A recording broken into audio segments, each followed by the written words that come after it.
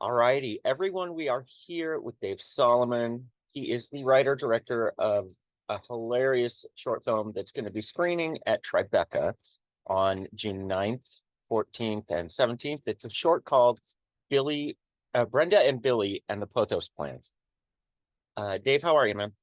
I'm all right. I'm happy to be here. I'm so great to meet you and yeah, thanks for having me. I'm a new fan. I literally like excited to be here because I was looking at I'll be honest, I didn't know about you and Horror Buzz until I was set up with this, and then I was on all your sites and Instagrams last night, and I'm a big fan now. Oh, So I'm thrilled thanks. to be Well, here. you know what? I mean, after I saw the short, now I'm a big fan of you. Well, See? thank you. Here we are. So Yes.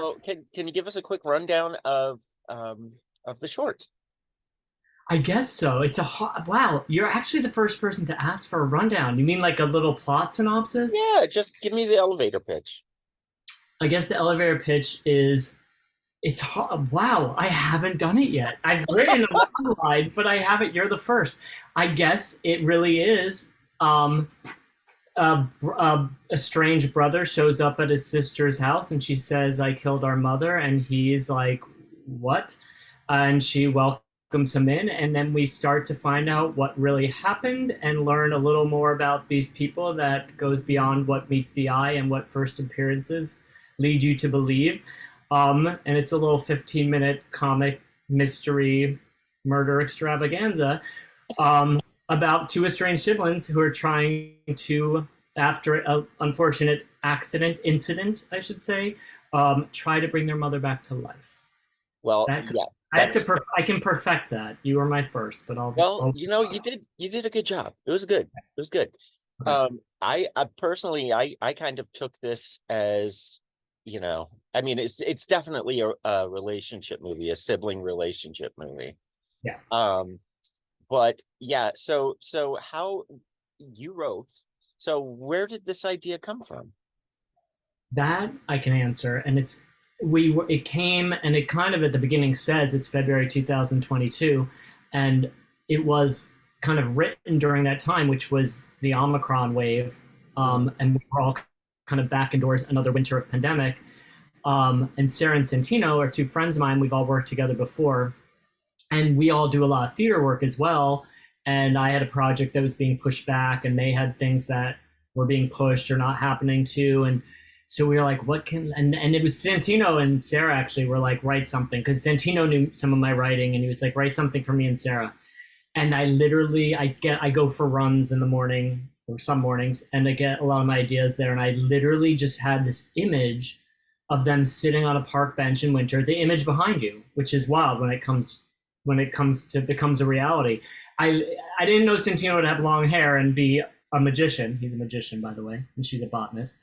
Um, but I pictured them sitting on a bench and Sarah holding a dying plant, and that's where it started. And then I think it was just, I don't know, my mind went down this pandemic rabbit hole, and that's what came out. But it started with that image behind you, and then Santino gave me a list of characters he'd want to play that were against type from things he had done, and one of those was magician. So that was kind of it. And Sarah does have her. We all worked on a show called Tootsie, and her dressing room was very earthy and hippie and has lots of plants. And I just think that's where that kind of came from, and her being a botanist. And then yeah, and the rest I cannot even tell you where it all came from because it's insane. And I gave it to. What's funny though is I gave it to them when I finished the script. I was like, might be the most batshit crazy thing I've written. That's literally what I said, and now we're premiering in a screening block called Batshit Crazy at Tribeca, which is Well, I mean, it's apropos then. yeah, yeah, Yeah, so yeah, Sarah, the both of them are ridiculous in this short. And there's a wonderful chemistry that they have. Did you guys had worked together before, you said? Was this the yeah. first time the three of you had worked on a project together, or? In this fashion, yes.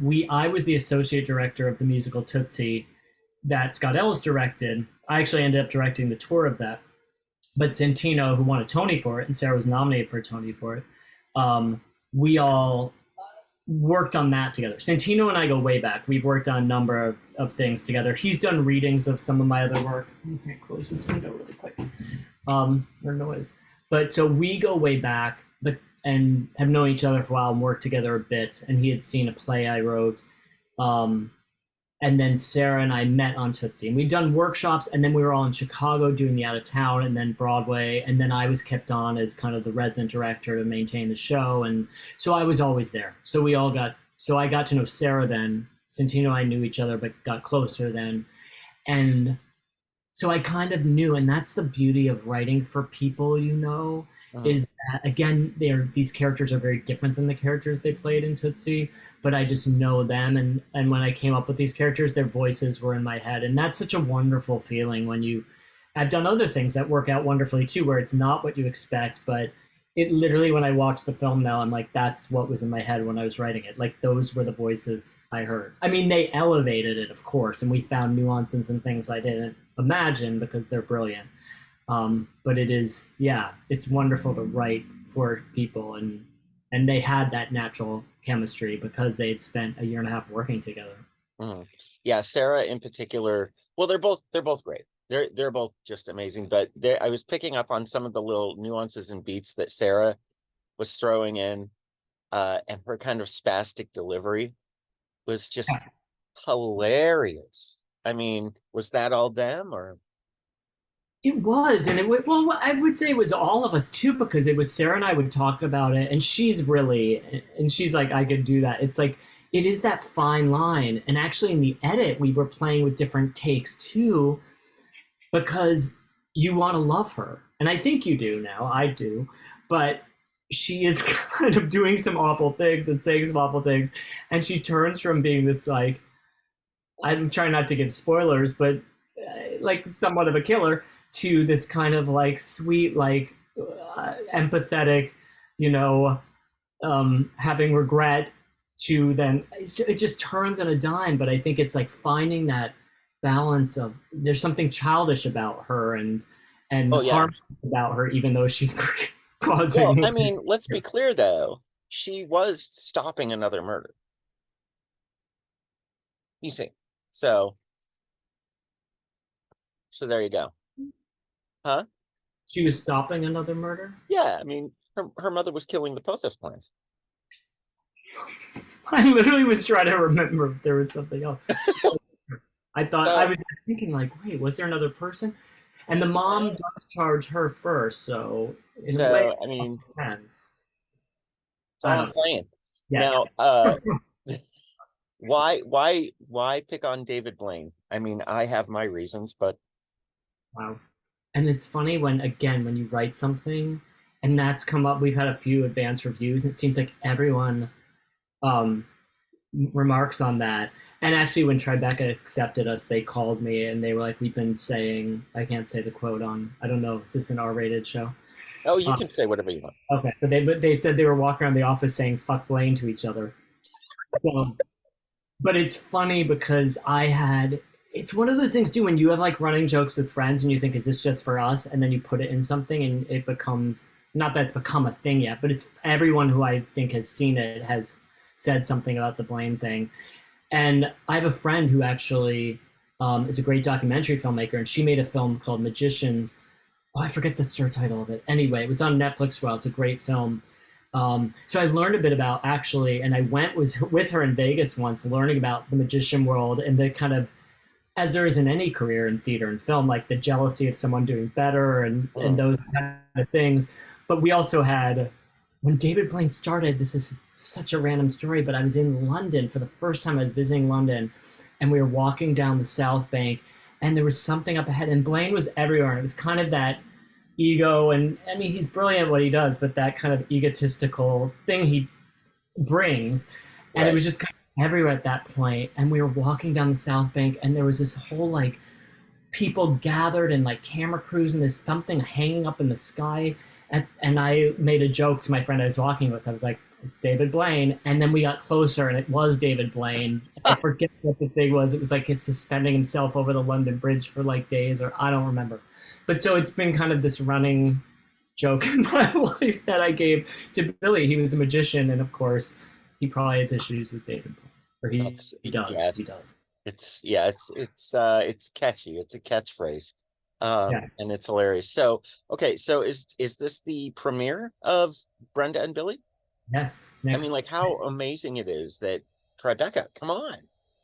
It's amazing. And I've had other short films, and it is, yeah, it's wild. And I'm so honored to be there and have it premiere there. And it was so nice too, because they said it was such a New York film and they really wanted it to world premiere there. And it's an honor and it's thrilling. And they've actually added a screening now. We've added one on the 18th, and I can't just say that's because of us. Mhm. It's a great short block. I can't wait to see the other films.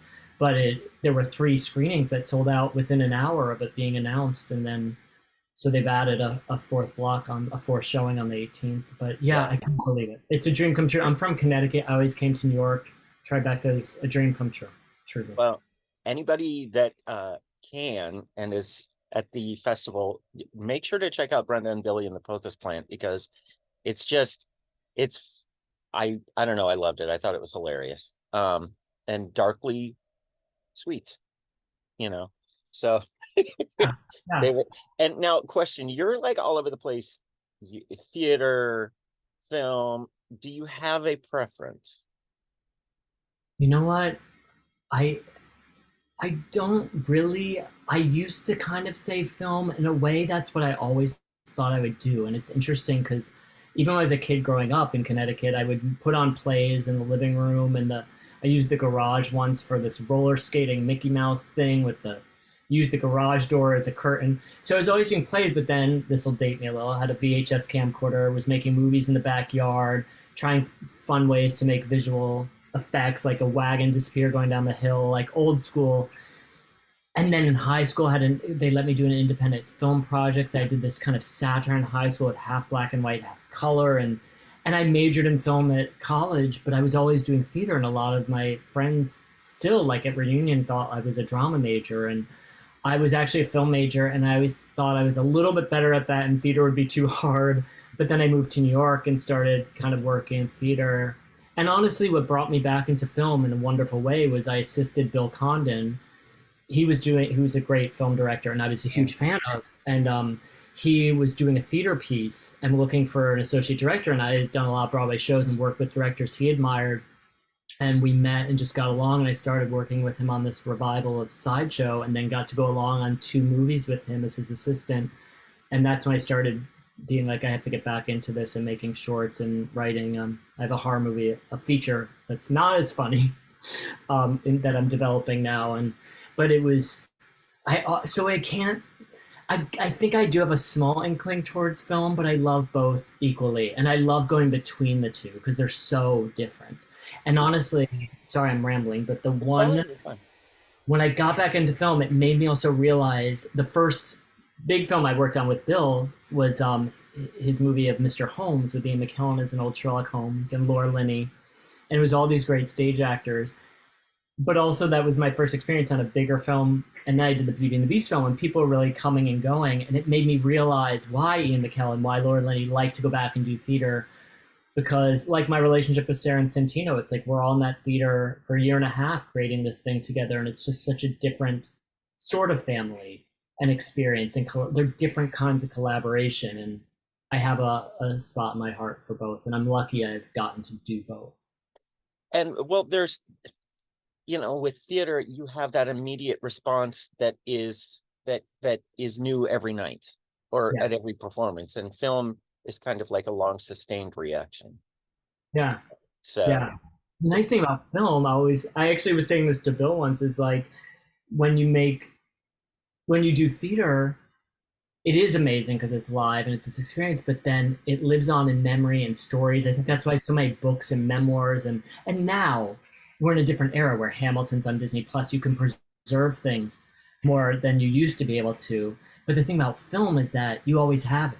And you also, like, the theater can change every night, and you can have a bad performance of something that was great the night before because something's just off. And then with or film, the energy in the house is different or anything. yeah.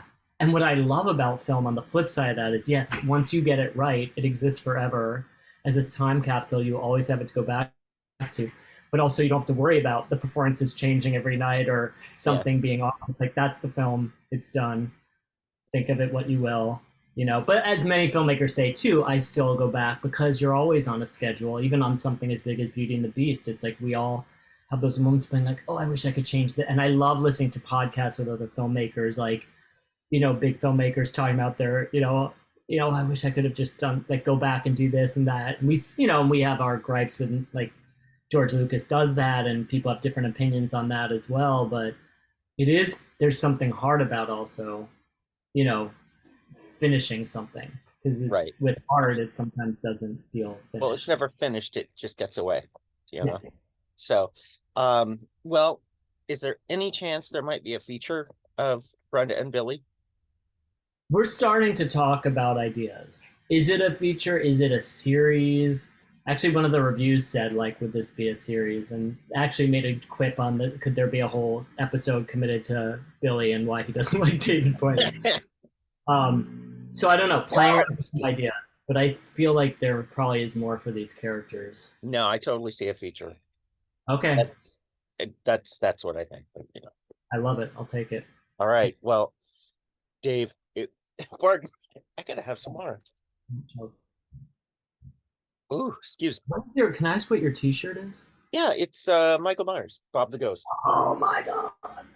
I literally was gonna, because I had become a fan. I literally was gonna wear a Shining T-shirt, and I put it on, and I was like, "Oh, it's too low for Zoom. He'll just wonder what that is." It's like Oh, The it was like an Shining is Overlook Hotel. great. The Shining. That's really Have cool too. Have you seen it on the big screen?